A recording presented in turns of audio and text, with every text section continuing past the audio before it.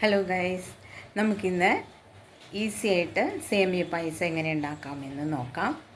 അപ്പം എൻ്റെ സൂപ്പർ സിമി എന്നുള്ള ചാനൽ എല്ലാവരും സബ്സ്ക്രൈബ് ചെയ്യുക, ഷെയർ ചെയ്യുക, ബെല്ലൈക്കൺ ക്ലിക്ക് ചെയ്യുക. എന്നെ എല്ലാവരും സപ്പോർട്ട് ചെയ്യണം കേട്ടോ. അപ്പോൾ ഇതുവരെ ചെയ്ത എല്ലാവർക്കും സബ്സ്ക്രൈബ് ചെയ്ത എല്ലാവർക്കും നന്ദി കേട്ടോ. വരൂ കൂട്ടുകാരെ, നമുക്ക് സേമിയ പായസം ഉണ്ടാക്കാൻ പോകാം.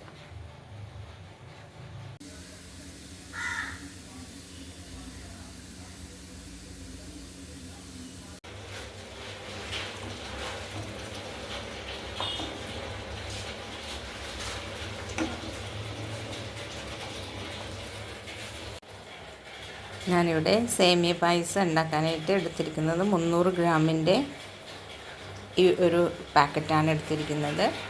അത് നേരെ പൊട്ടിച്ച് പാലിലേക്ക് ഇട്ടിരിക്കുന്നത്. 2 പാക്കറ്റ് പാലിലാണ് ഇട്ടിരിക്കുന്നത്. എല്ലാം ഉണ്ട് അതിൽ.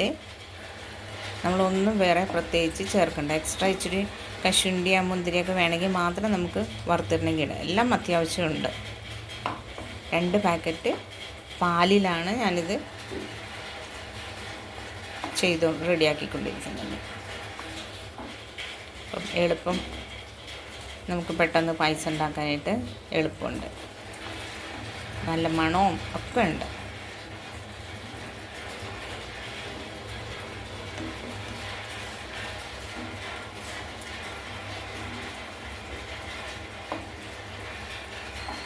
നേരെ തീയിൽ ഇങ്ങനെ അത് വറുത്ത സേമിയ തന്നെയാണ്. അപ്പം അത് ഒന്ന് വെന്ത് കിട്ടണം.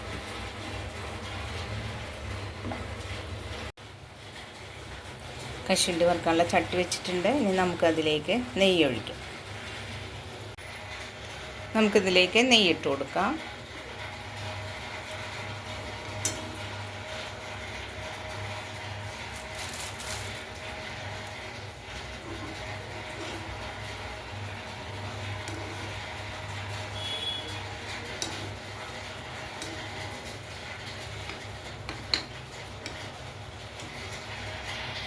കശുവണ്ടി ചേർത്ത് കൊടുക്കാം.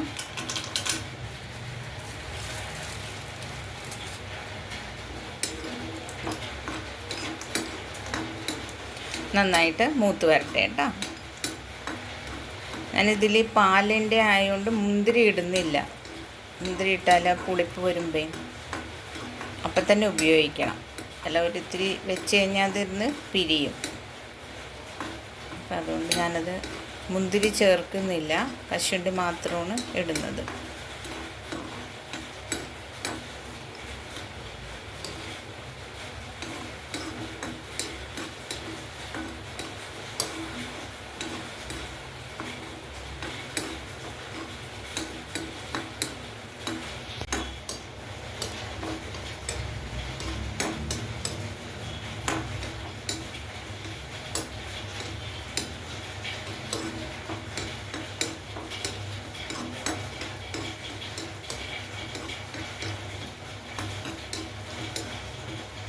നമുക്ക് ഇത്രയും മൂത്താൽ മതി.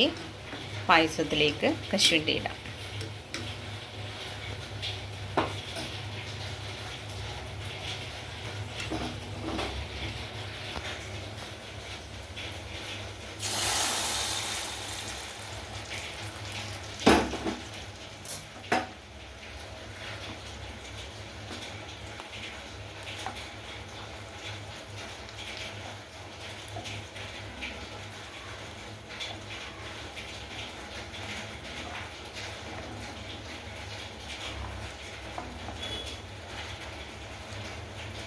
അപ്പോൾ നമ്മുടെ സേമിയ പായസം റെഡി ആയിട്ടുണ്ട്.